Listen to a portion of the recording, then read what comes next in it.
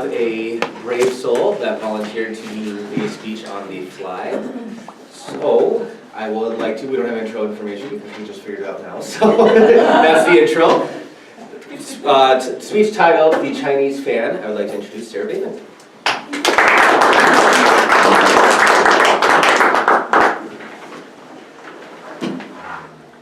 Mr. Toastmaster and fellow Toastmasters, when I was in Guangzhou, I saw the Chinese fan dance for the first time. Beautiful, willowy young ladies, flowing hair, the gowns, the ribbons, very colorful. And they did the fan dance, which went something similar to this.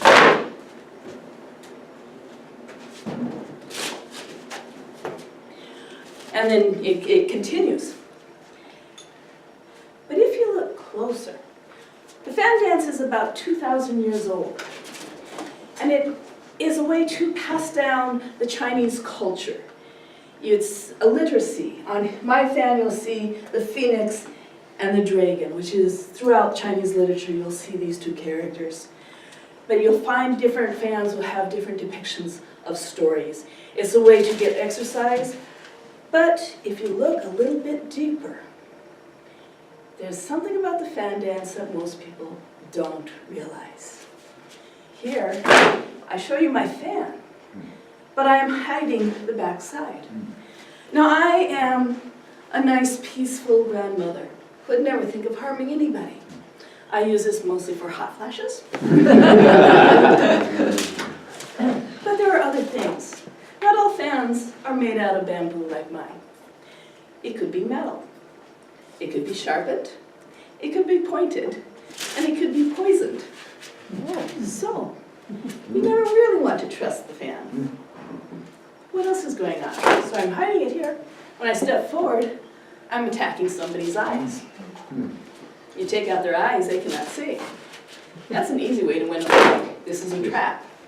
Hitting somebody on the forehead, like this. Anytime you see my hand down here, it's like a smack.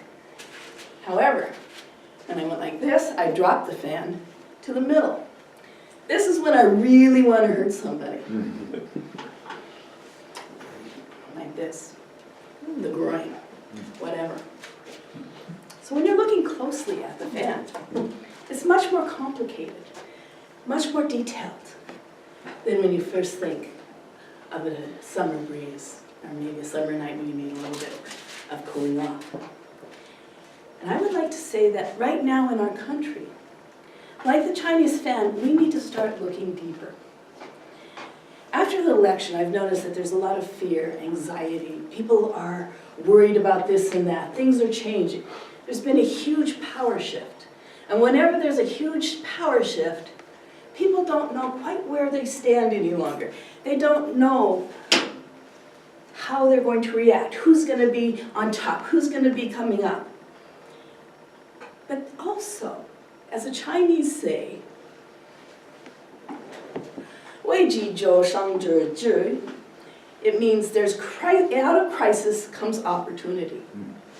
So right now, with all this crisis and all this turmoil and all this fear and all of us wondering what is going to come out of it, this right now is our opportunity because things are changing. We might have been comfortable with the old ways, but they might not have been perfect. There might have been things that we wanted different.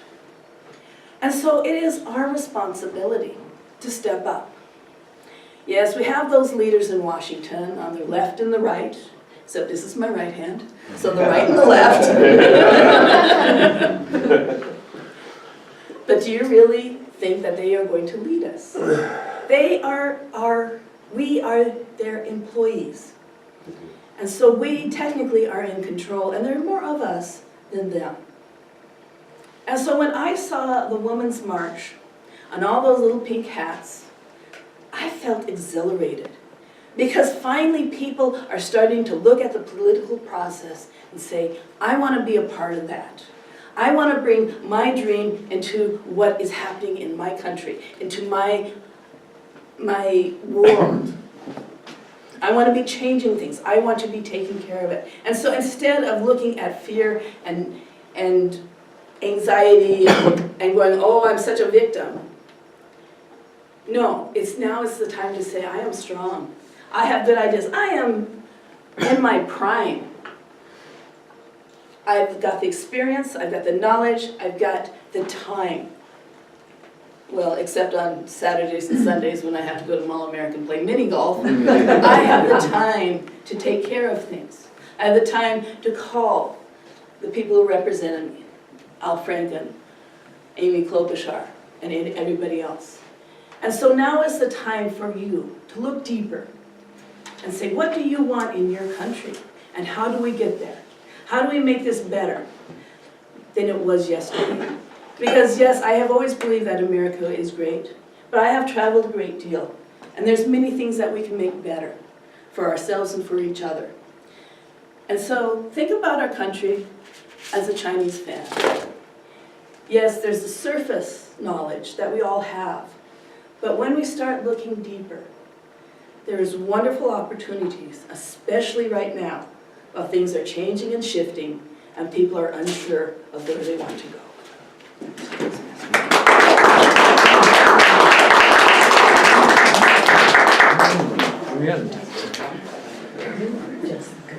Very impressive, doing a little fan dance on the fly.